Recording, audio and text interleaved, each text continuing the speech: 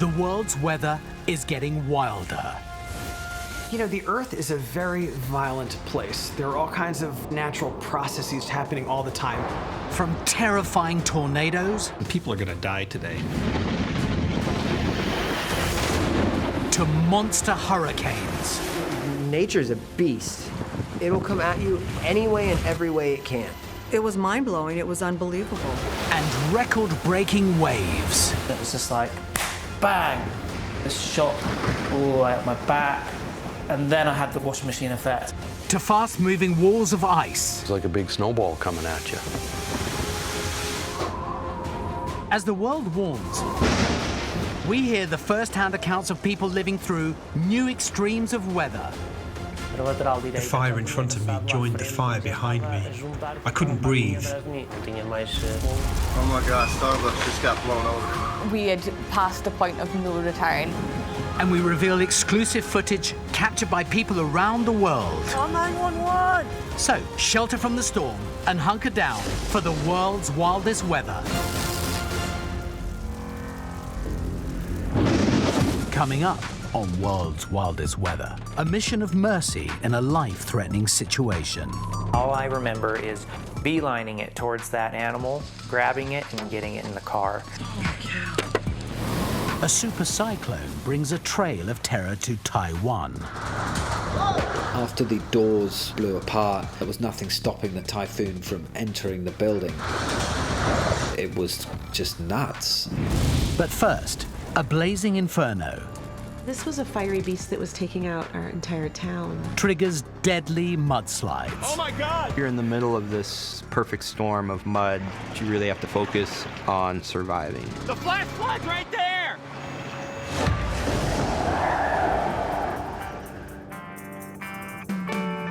2017, Southern California. This is an area famous for its palm trees, stunning beaches, and beautiful forested canyons. The most southwesterly region of the United States has a warm, dry climate that has attracted tourists and residents for generations. But hidden in those green hillsides are the seeds of a cataclysmic natural disaster. After historically low levels of rainfall, California's forests are as dry as a bone. We have been in a drought for 5, 6, 7 years. There was so much fuel in those hills, just one spark, and it becomes unstoppable. Towards the end of 2017, the problem is made worse by a series of high-pressure weather systems parking over Southern California.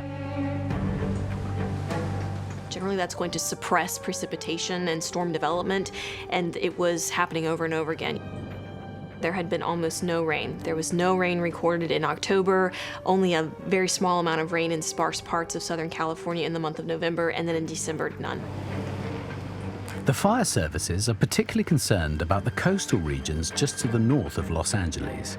Control info 2 on scene.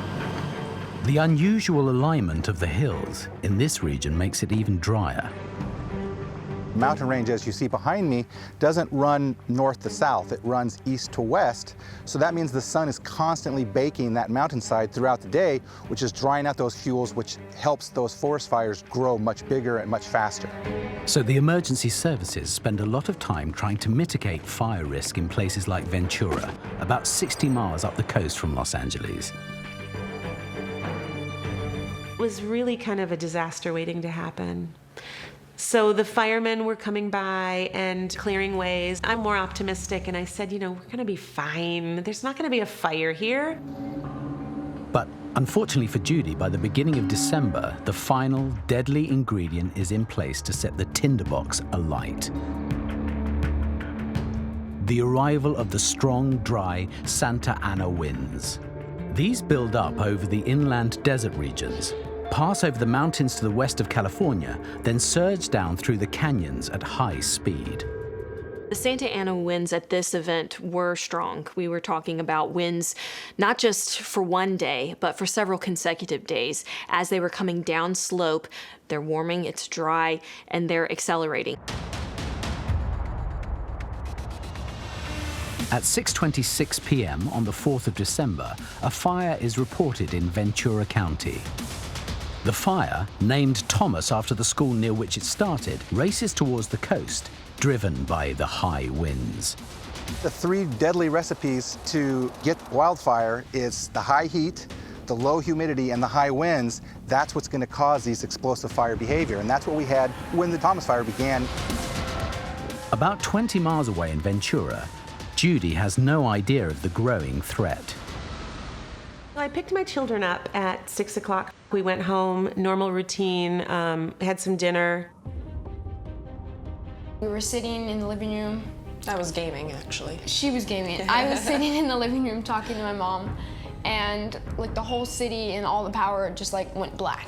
I got so mad because I was in the middle of a game. So I run downstairs, I'm like, Mom, what did you do to the internet? Like, what happened? Everything shut off. Ventura has lost its electricity, but will lose far more before the day is out. We all began texting, and someone said, yeah, I believe the power's out because of a fire. So I went outside, and I saw at the top of my hill a tremendous white plume of smoke. The bad news travels fast to Marco Farrell, just up the coast in Montecito. I happened to be on Facebook within 5 or 10 minutes of the ignition of the Thomas fire. With that level of humidity and that amount of wind, I knew that this was going to be a monster.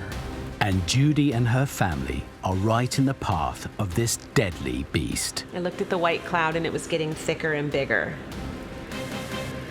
Then there was a red haze behind the white smoke, so it was very clear that it was happening very fast. The biggest fire in California's history is racing through the parched forests of Ventura County and closing in fast on hundreds of thousands of people who live in the cities on the Pacific coastline.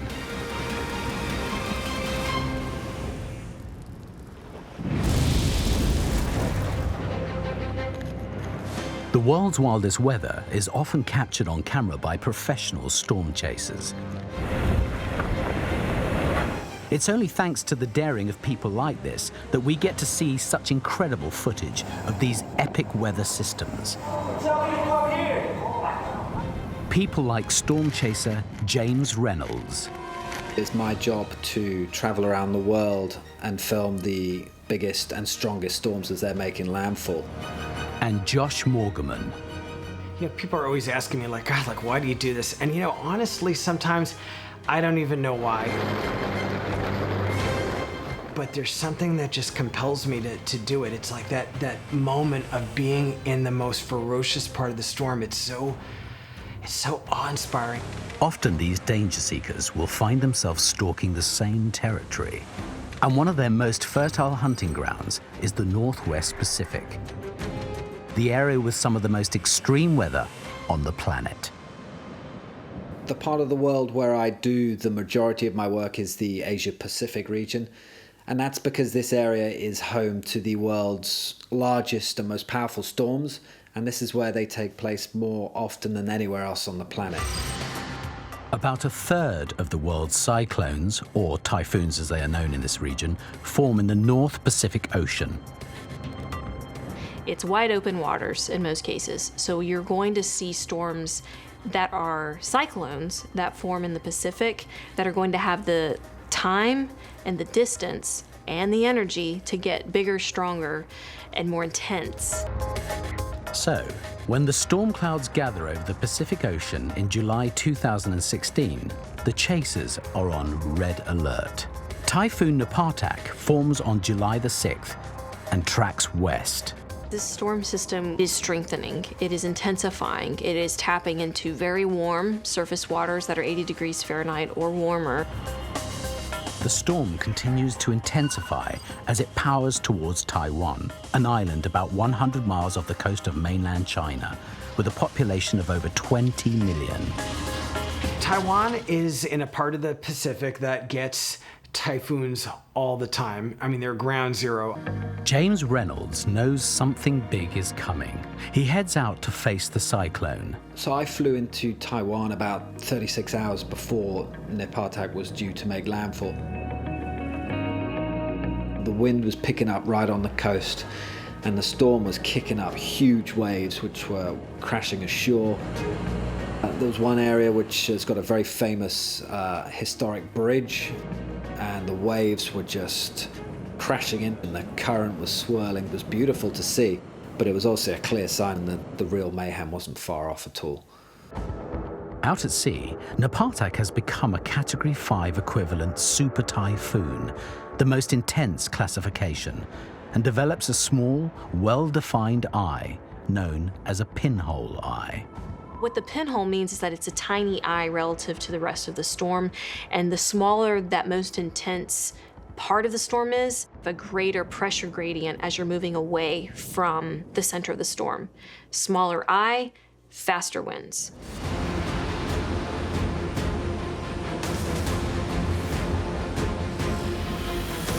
So this storm was an absolute beast, and it was barreling straight towards Taiwan. Super Typhoon Napatak, with winds in excess of 150 miles an hour, is less than 100 miles from Taiwan. The impact when it makes landfall will be devastating.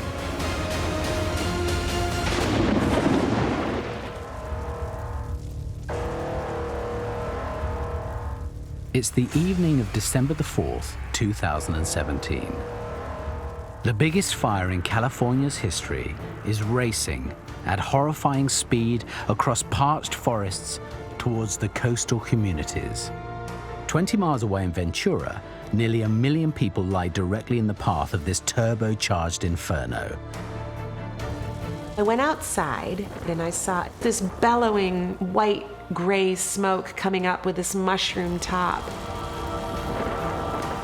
The moment I saw that orange-red hue coming behind the white cloud, I knew we needed to go. Judy rushes indoors to warn her kids. She sees flames just coming over the hill, and she's like, it moved that fast. So she says, okay, go grab your things. You have 5 minutes. So my mind was kind of going like 1,000,000 miles per minute, just going through like all my stuff, like no, no, no, yep, no. And I just kind of ran outside and put my stuff in the car, and I looked up, and I almost had to look up like straight up to see like the wall of orange, and I'm like, oh my God. The fire is growing by about 1 acre every second, driven through the dry woods by the powerful Santa Ana winds. It is now blazing through the outskirts of Ventura. The night of Thomas Fire began, the winds were very considerable. And that's what helped push that fire along so quickly and made such a big destructive path in its wake. When you have winds moving at 70, 80 miles per hour, that's enough to not just fan the existing flame, but potentially spark new fires out ahead. It's called fire jumping.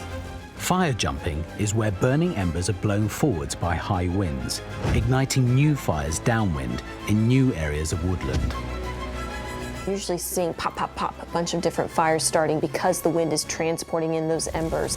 By now, the sparks are skipping from house to house, carrying the flames through the city at a terrifying rate. The fire was literally coming over the hill, and then it was starting to go down the hill into our neighborhood. And I suddenly realized everyone in this neighborhood is asleep. And then I proceeded to go on home to home to home and started waking people up. We actually started driving up and down the street. We were honking our horns, we were screaming, we were yelling, everyone like, get out, get out, get out. My biggest concern was that the fire was gonna come around and barricade us in. So I finally said, yeah, we need to go. Having done what they can to warn their neighbors, the family make their escape.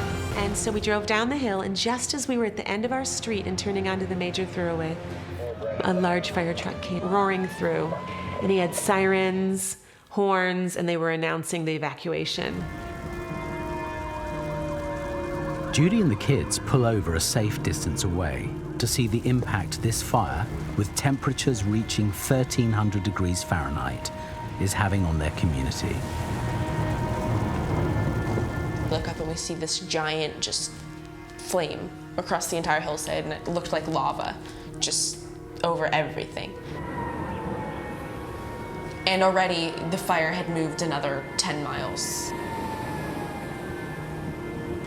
It was an amazing sight, minus like all like the fear and like, hey, that's my house.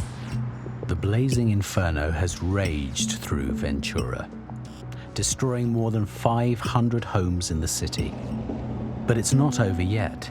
The residents of Montecito, less than 30 miles away, are advised to evacuate their homes as the fire bears down on them. My parents went to my sister's house downtown in Santa Barbara. I stayed behind and was one of very, very few residents who stayed. I'm here, I've got a bunch of water around the house, and I'm just standing vigilant. I was there to try to put out any embers that came ahead of the fire. Knock on wood, I haven't seen any live embers. When you stay behind in an evacuation area, it is quite an eerie experience. Almost all of your neighbors are gone. There's no noise. At night, it's always much spookier. You see, now this is getting active again. It's very challenging to tell just how far the fire is. It looks a lot closer. But some of those flames are hundreds of feet high. The glow just radiates so far. The Thomas Fire has grown from 4,000 acres to 11,000 acres in a matter of hours.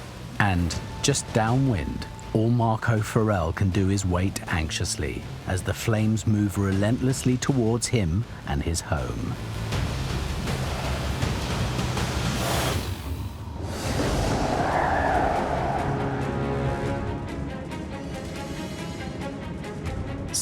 July 7th, 2016. Taiwan is preparing for an incoming cyclone, one of nature's most destructive weather systems. Super Typhoon Napatak, with wind speeds in excess of 150 miles per hour, has the island and its population of more than 20 million people directly in its line of fire. So this storm was just barreling towards the coast really, really fast. Taiwan is very mountainous, so the storms do have a trend to weaken as they approach. But because Napatak was moving fast, there wasn't enough time for the mountains to really scramble the storm. So holy heck, did it pack a punch when it made landfall. Napatak hits Taiwan just before 6 in the morning as a Category 4 typhoon. I was in a very big, tall, high-rise hotel. And once the typhoon started to hit, the wind was blowing so hard that the whole tower was swaying. Guests were coming downstairs into the lobby because they were freaked out. And these are people who've been through a lot of typhoons, but not one like this one.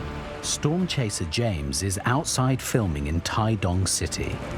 Soon it became pretty clear that where I was not going to be a safe place once the real core extreme eyewall winds pushed into the city. It's not like they blow steadily in one direction. You get these crazy swirls and eddies which can bring in debris at kind of angles which you're not expecting.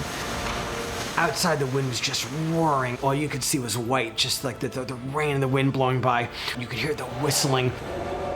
As the winds approach 127 miles per hour, James ducks into the entrance of an apartment block. Once the debris started flying and the cars were rocking around, it was clear to me that I needed to actually get myself indoors. Fellow chaser Josh's nearby hotel is taking a beating. There are these crazy air pressure fluctuations that you get inside the cores of violent typhoons. Ears are popping like crazy. And then all of a sudden, there's a loud crashing sound, and it got very drafty in the building, and that's a bad sign. In some part of the building got destroyed, and now the typhoon's coming in. This building's just blowing open. Holy crap! Thick plate glass windows had just been smashed to pieces. You could see just debris flying down the street at incredible speeds, just furniture getting thrown around. I mean, the hotel was just getting trashed. Just streets away, James has found shelter inside an apartment block with its caretaker. The caretaker tried to secure the doors, the main entrance to the apartment complex, with a piece of rope, and it was just no match for the powerful winds of the typhoon.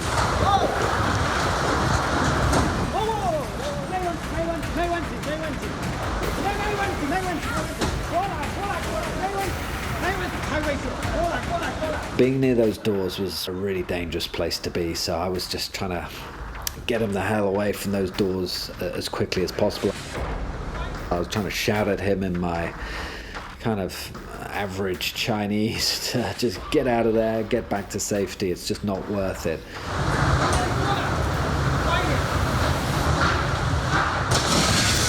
After the doors smashed and blew apart, there was nothing stopping the typhoon from entering the building. It was just nuts. We fled to the stairwell of the building, just surrounded ourselves with concrete on all sides. Eye wall of the storm is coming into the building now, and lots of debris. So even the lobby of the apartment block I was in proved to be a dangerous place. The doors smashing open, glass flying everywhere, roofing panels flying off and crashing down. Holy cow! This was a absolutely full-on, full-bore super typhoon coming right on top of me. Doesn't matter how well prepared you are and how much you're expecting the worst, unexpected things can happen. So it was just a case of hiding in a stairwell and waiting for the worst of it to subside. By daylight, the eye wall of the cyclone has moved on. Once the winds died down sufficiently, I ventured back into the lobby and peered outside. It was just starting to get light at dawn, and it looked like a bomb had gone off. Absolute war zone out there. This town's been beaten up really badly. And the other storm chaser, Josh, is able to see the scale of the damage to the hotel he is sheltered in. Even after being in so many storms, this one really stood out to me for just its ferocious edge. It was something else. It was shocking to see, but what really struck me the most was just all those cars tossed around like toys, just picked up and dumped onto their roofs. It was absolutely mind-blowing to see, incredible. Typhoon Napatak killed 3 people and injured more than 300 as it swept across Taiwan.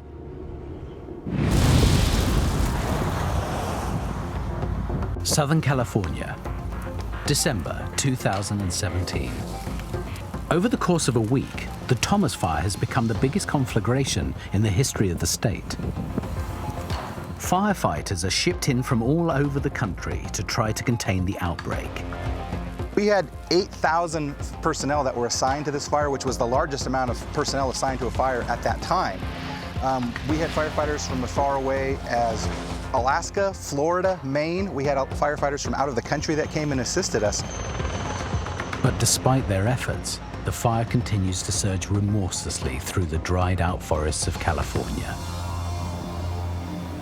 Even though we threw everything we had at this fire, it had a mind of its own, and it slowly crept across our foothills. Montecito resident Marco Farrell has stayed in his home despite the approach of the fire. Early on the morning of December the 16th, it reaches the edge of town. I got a text message from my firefighter friend, and he said, "The fire dragon has awoken. It's coming to ravage our town. Be safe." Just chilling, absolutely chilling text to get. But 2 things come together to save Marco and most of Montecito.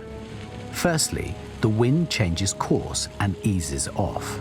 It's an east wind, which is a very unusual wind direction. Went that direction for most of the day and then backed off. And more importantly, hundreds of firefighters pile into the area to help save the exposed homes. We had over 300 fire engines, and it was fierce hand-to-hand combat with this fire in just critical, horrible, horrendous conditions. So a couple of minor miracles that really saved our town from the fire. Montecito has been spared the worst impact of Thomas, but nearby Ventura has not fared so well. Judy Shannon fled her home in the city with her children and whatever possessions they could load into their car as the fire approached. Now, they head back to their old neighborhood to discover the scale of the damage. As we started driving up the street, you'd have one home is still intact, and then one home was wiped out by the fire. Certain homes were spared, and certain homes were gone. As we approached the house, I kind of couldn't believe what I saw. This place that held us and loved us was reduced just to ash.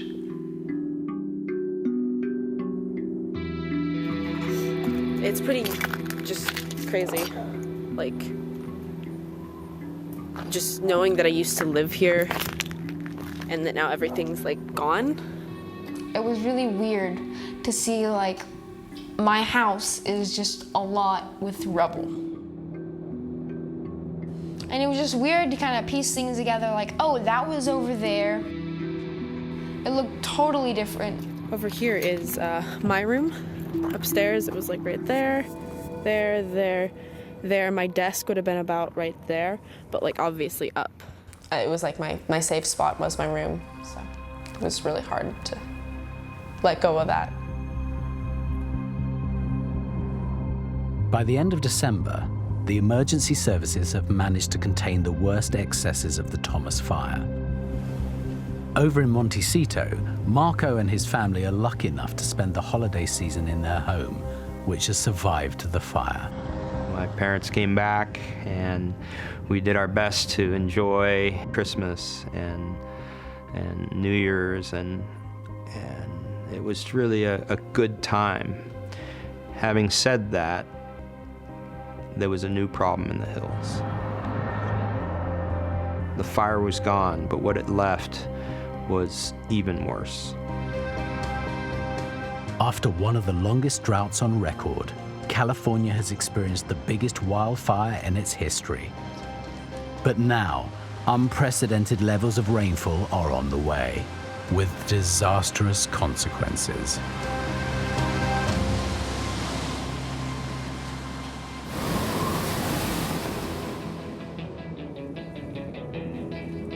The US state of Montana is nicknamed Big Sky Country. Wild weather enthusiasts Brendan Lawrence and Matt Hanvold have been studying that sky through rain and shine for more than a decade. Tucked away in the northwest of the United States, Montana is a place of climatic extremes, so there is plenty going on there for them to keep an eye on. Montana's weather is very dynamic. Every season packs a punch. People say here that, yeah, if you don't like the current weather, just wait 5 minutes. The world record for 24-hour temperature change happened in Montana, went from about 50 above to 50 below over the course of a day. But the thing that really gets the boys' blood pumping is the sight of the dramatic thunderstorms which sweep across the landscape in the spring and early summer. Well, there's nothing quite like seeing a severe thunderstorm in eastern Montana.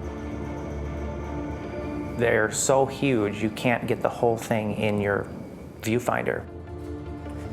Matt and Brendan set out on June the 21st, 2015.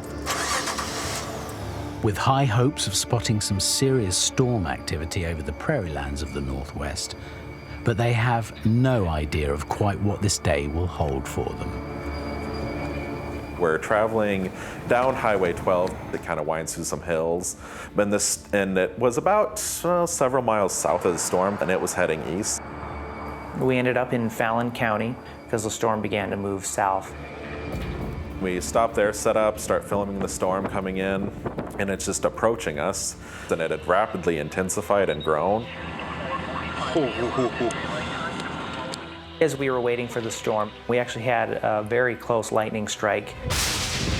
And it was the Hollywood soundtrack of thunder roar. What is with that moving so quick? As the storm hammers towards them, the sky becomes increasingly green. It's very common that before severe weather that the light will be almost a greenish tint, and that means that you have a very deep water column in the sky, and if you have a lot of moisture in the sky, that means, well, you're either going to get very, very heavy rain or a lot of big hail. Seasoned weather watchers Brendan and Matt are about to witness one of the most intense hailstorms they have ever seen. But this time, it's more than just a severe storm. This time, it's a matter of life and death.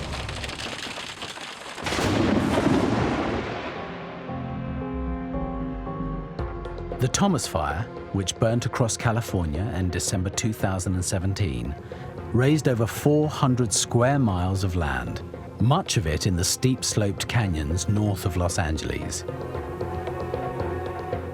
By early January 2018, the landscape has been transformed. The hills were unrecognizable. This is just incredible. This is my first real view of the mountains. They are just naked. It was like the moon. So you saw huge bands of our sandstone, and then above and below them, just the mountain of mud and dirt and ash. This creates serious concerns about the safety of the people living at the bottom of these barren and precarious slopes.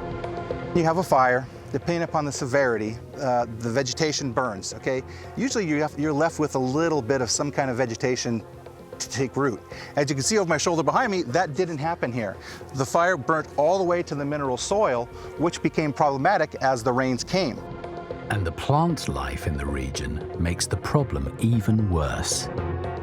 The primary vegetation in that area is something called chaparral, but it's shrubby, it's trees, it's what you would expect in sort of a Mediterranean climate, which Southern California has. So when that vegetation burns, it's going to release a waxy substance, and that means that the whole top layer of soil is now unstable. So it's waxy, it's unstable, and it's ready to move. The wax coats the soil and ash left behind, so that rain that would usually be absorbed bounces off and runs down the slope, picking up debris along the way. As I drove around looking at this Martian landscape that was so foreign to me, I just knew something was going to happen. The only thing needed to tip the balance on the millions of tons of mud and rock above thousands of Californian homes is water. The much long-fall rain is now a feared enemy, and the wet season is just starting. Forecasting weather on the West Coast is pretty much witchcraft, but we knew that the rain event was going to come. Early in January, a cold front settles over Southern California, carrying with it the threat of major storm activity. The people of Montecito, at the foothills of the Santa Ynez Mountains, attempt to protect their properties with sandbags, but the approaching weather system threatens rain on an unprecedented scale. As the storm approached, I sent one last message out on Facebook, and it read at 12:20 on January 9th, "The fire dragon has left us with barren hills above, and now his cousin, the water dragon, is here to menace us." And that was just 3.5 hours before the mountain came down on us. On January the 9th, the deluge hits Southern California. At the one point, it rained about 1/2 inch in 5 minutes, covering a large area behind me. That's a lot of water that's got to go somewhere. Marco and his parents are at their home in Montecito in the early hours of the morning. As the rainfall increased, it actually woke me up. I went outside to try to look up the street to see what was going on. And it's huge debris flow was coming down the street. Flash flood's right there! Oh my God, Mom! Close the door! Marco runs for his life. I ran inside and slammed the kitchen door behind me and started yelling at my mom, "You gotta wake up, Dad, wake up, Dad, wake up, Dad." Wake Dad up! Then Marco makes a decision which may well have saved his and his family's lives. He opens the back door. The mud hit the house, and then all of a sudden the kitchen door was violently flung open. There was so much violence in the mud flashing through the house with such speed, you couldn't stop it. There's a tsunami of mud. We literally have a torrent of mud going through the house. Fortunately, the mud has an exit point. It pours through the house to the open back door. And it opens inward, so had the mud come in, I would not have been able to open it against the force of the mud. The pressure would have built up higher and higher and higher until we would have been sucked out. But even though there is an outlet, the torrent continues. God, I pray for everyone here. The levels continue to rise. As high as the kitchen counters. And the structure of the house is under enormous pressure. Everyone stay calm. As the mudslide crashes past in the street outside. It was terrifying. You could feel the house move with these just repeated hit after hit after hit. It's pushing against the door. I don't want more to come in. I was waiting to hear that the house was starting to fail. I mean, that was what I was trying to listen for. And we were taking them over here to the lawn where they were being... The emergency services scramble to help, but in the dark of the night, struggle to see what it is they are trying to deal with. We got to the area, and all you could really see was what our headlights and our flashlights were showing us.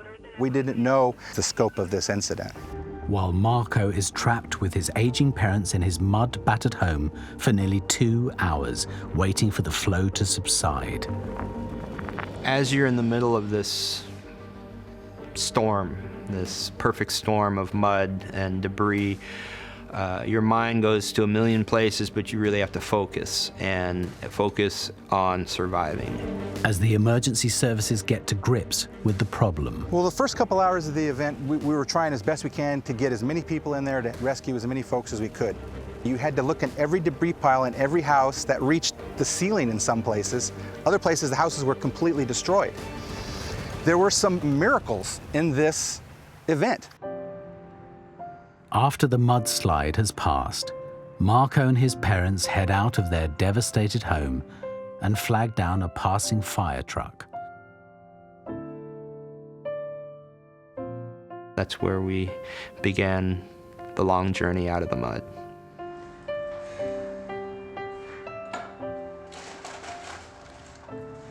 The line between survival and death was a very razor-thin line. We escaped with our lives and the clothes we were wearing. And our family feels so incredibly lucky. It wouldn't have taken much more for our house to fail. More than 100 homes were destroyed by the mudslides. There were 21 deaths, in addition to the 2 fatalities from the earlier Thomas fires. These events caused over $2 billion worth of damage.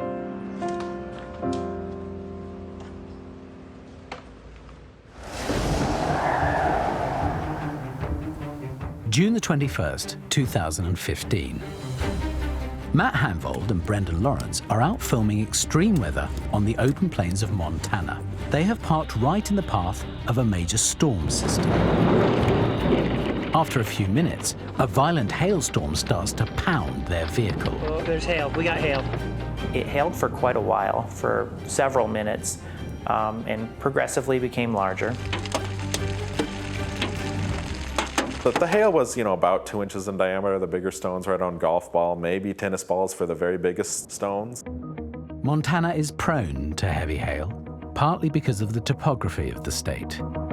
We do get a lot of hailstorms. Sometimes just the wind blowing across the surface of the earth itself will hit the hills we have here in Montana. It'll produce what's commonly called an orographic lift. Orographic lift is what happens when a wind flow reaches a mountain range and rises through the atmosphere. As it rises, it tends to cool. The colder air can hold less moisture, so it loses it as precipitation.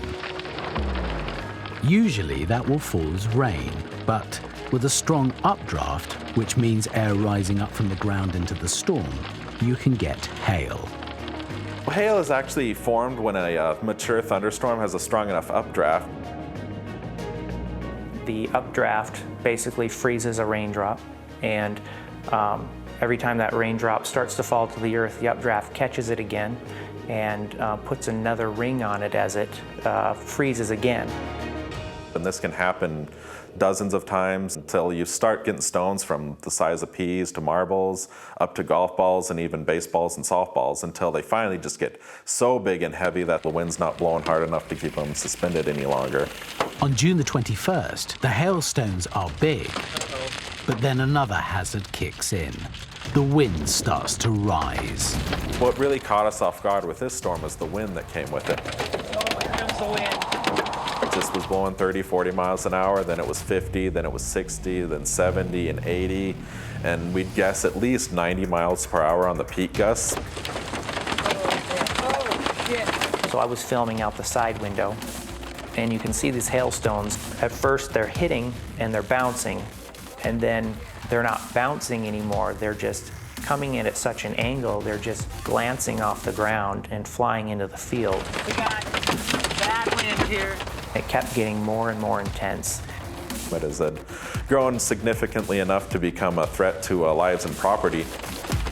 And the property at risk here is their vehicle, and more specifically, its windows. The first break on the windshield happened in the bottom center, and one of them hit there and it put a little arc line through the glass. Oh crap, we're losing it. One of them hit up in the upper corner and kind of fractured the whole area. Oh crap, there goes forward. Oh god, oh god. As the wind was blowing harder and harder, it just began smashing the entire thing in on us. Oh, no, no! Then they spot something out there in the hail. I remember Brendan at the peak of the storm saying, "There's something on the road in front of us." I turned my camera.